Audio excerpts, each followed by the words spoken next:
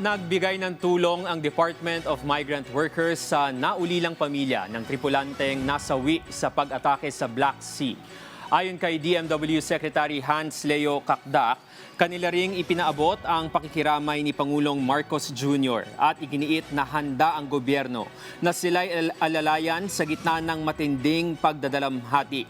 Tiniyak naman ng kalihim ang ginagawa ang lahat para agad na maiuwi ang labi ng nasawing tripulante.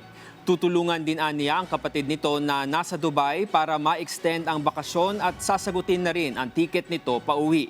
Samantala, tutulungan din ang mga naulilang anak ng ating kababayan na makahanap ng trabaho at maipagpatuloy ang kanilang pag-aaral.